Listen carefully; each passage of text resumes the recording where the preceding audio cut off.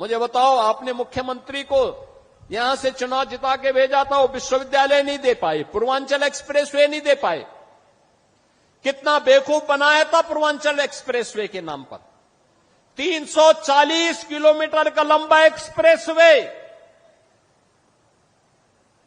शिलान्यास कर दिया, अलाइनमेंट भी नहीं पता, और जमीन एक भी इंच नहीं खरीदी। जब 6 महीने के बाद 17 में मैं आया, मैंने कहा भी क्या हुआ, क्या प्रोग्रेस है? कहा साहब जीरो। मैंने कहा क्यों जीरो है? कहा साहब जमीन ही नहीं तो एक्सप्रेसवे बनेगा कहां पे? मैंने कहा फिर ये टेंडर कैसे हो गए? टेंडर कर दिए गए थे 15,200 करोड़ के। एक्सप्रेसवे की चौड़ाई थी मात्र 110 मीटर। मैंने तब उस समय के जो नए सीओ बनाए गए थे यूपीडा के, श्री अवनीश अवस्थी जी से कहा, मैंने कहा अवस्थी जी एक काम करिए, यह 110 नहीं अब 120 मीटर चौड़ा होना चाहिए। बाई चांस हमें इस एक्सप्रेसवे के साथ जब हम high speed, semi high speed train का संचालन भी करेंगे तो उसके लिए हमें जमीन चाहिए होगी। तो एक साथ हम उसके साथ एक्सप्रेसवे के साथ उसको भी दौड़ा सकें। जमीन खरीदिए, इसको पुराने टेंडर को कैंसिल करिए और फिर इस कार्य को आगे बढ़ाइए। आप सोचिए, वे 110 मीटर चौड़ा 2016 में 15,200 करोड़ रुपए में बना रहे थे। एक भी जमीन नहीं खरीदे, काम प्रारंभ ही नहीं वो कर पाए, टेंडर आवंटित कर दिए। हम लोग आए, हमने कैंसिल किया, जमीन खरीदना प्रारंभ किया, और जमीन खरीदने के बाद जब हम लोगों ने टेंडर किए तो बहनों और भाइयों, वही एक्सप्रेसवे 11,800 करोड़ रुपए में बना करके हमने समर्पित कर दिया आपको। ये 3,000 4,000 करोड़ रुपए की जो डकैती डाल रही थे, कौन डाल रहे थे? ये वही लोग हैं जो आज आपको गुमराह करने के लिए फिर से ईमानदारी का चेहरा दिखाने के लिए आपके पास आएंगे। तब तो इन्होंने पूर्वांचल एक्सप्रेसवे नहीं बनाया, महाराज सोहेलदेव के नाम पे विश्वविद्यालय नहीं बनाया, वे विकास नहीं करते थे, वे तो मुंबई की डी कंपनी को पालते थे, डी कंपनी को, दाऊद गिरोह को पालते थे, पार्टनरशिप करते थे, उनके साथ मिलकर के बंदर बांट करते थे, सुरक्षा में सेंध लगाते थे। कोई आतंकी वारदात होती थी, बदनाम आजमगढ़ होता था, पहचान का संकट मेरे इन नौजवानों के सामने आता था। ऐसा है, डी कंपनी को एक्सप्लेन कर दो तो हम बताएं डी कंपनी कौन सी है? Development company? भाई अब डी कंपनी किसको बोल रहे हैं? नहीं, जैसे हम ये जानना चाहें, मान लो आपसे नहीं, मतलब मुख्यमंत्री जी से, आपके माध्यम से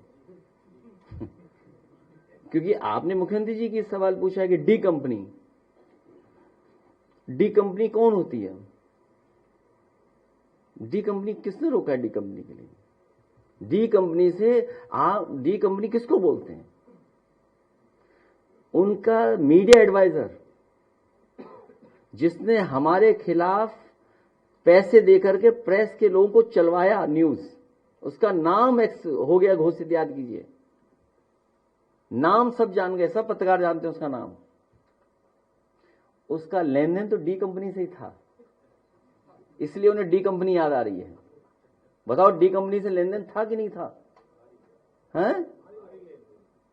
डी कंपनी से लेन देन था, और जमीनी लेन देन है, जमीनी रिश्ते हैं, ऐसे वैसे रिश्ते नहीं है, जमीनी रिश्ते हैं। और जिससे रिश्ते थे वो कहां है? कंपनी वाला किस देश में है? तो ये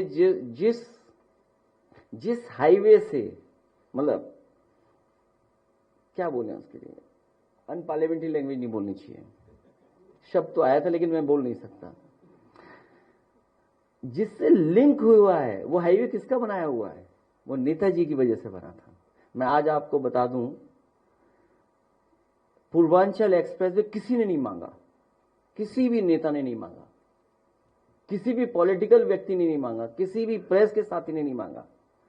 जब आगरा लखनऊ एक्सप्रेस वे बन गया पूरा, उस समय नेताजी की वजह से, क्योंकि आजमगढ़ की जनता ने नेताजी को लोकसभा चुन करके भेजा था आजमगढ़ को जोड़ने के लिए और गाजीपुर को जोड़ने के लिए और बलिया को जोड़ने के लिए, मैंने खुद उसका अनाउंस किया था विधानसभा के सामने। सभी कैबिनेट मंत्रियों ने, हमने सबने मिलकर के शिलान्यास किया था। लैंड एक्विजिशन की थी। लैंड एक्विजिशन के बाद जब आप 50% लैंड एक्विजिशन कर लेते हैं या सहमति कर लेते हैं, तभी आप टेंडर कर सकते हैं। ये रूल्स हैं सीबीसी के। उसके बाद टेंडर हुआ। टेंडर क्योंकि हम खोल नहीं सकते थे, इलेक्शन डिक्लेयर हो गया। एलओआई की परमिशन ली। चाहता तो मैं एलओआई खोल सकता था, लेकिन क्योंकि मुझे यह पता था कि उत्तर प्रदेश की जनता में चुन करके दोबारा भेज देगी, लेकिन हमारी सरकार नहीं बनी। ये लोग सरकार में आए, जिस मानक से समाजवादी पूर्वांचल एक्सप्रेस वे बनना था, इंडियन रोड कांग्रेस के मानक से बनना था। इंडियन रोड कांग्रेस के मानक थे कि मीडियन कितना होगा, कितनी हाइट का होगा, उसके आसपास कितनी ग्रीनरी होगी, वे साइड एमिनिटीज होंगी, लाइट कैसे लगी, पूरी डिजाइन हुआ था।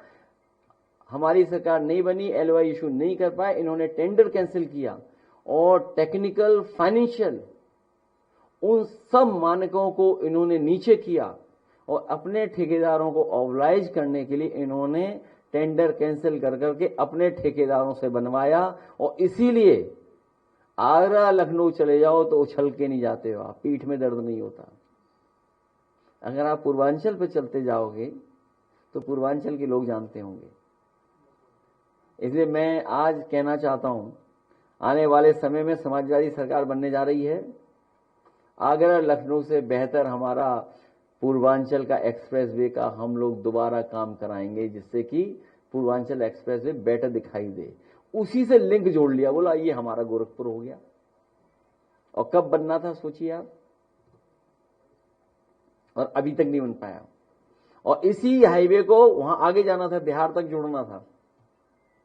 पखनपुरा गाजीपुर से अभी तक 1 इंच जमीन एक्वायर नहीं की है सरकार ने, सोचिए आप। जैसे यहां मेट्रो पॉलिटेक्निक तक जाती है, वापस आ जाती है, मतलब उधर मुंशीपुलिया तक, सॉरी, और आगे तक नहीं जा रहे हैं। लेकिन अपना नाम लिख लिया कि हमने इसका उद्घाटन किया, नाम लिख लिया इन्होंने अपना। जिस पर प्रधानमंत्री जी उतरे थे, पूर्वांचल वाले पर, हरक्यूलिस से, वो समाजवादियों का डिजाइन था जिसकी वजह से उतरे थे प्रधानमंत्री जी। हाँ, ये अलग बात है कि ये गंगा एक्सप्रेस में जो किया उसमें बहुत तैयारी थी, लेकिन पता नहीं फोन कहां से आया कि तैयारी धरी की धरी रह गई। हवाई जहाज अपना पूरा करके चले गए, लेकिन जिन्हें तैयारी से जाना चाहिए था वो जा नहीं पाए।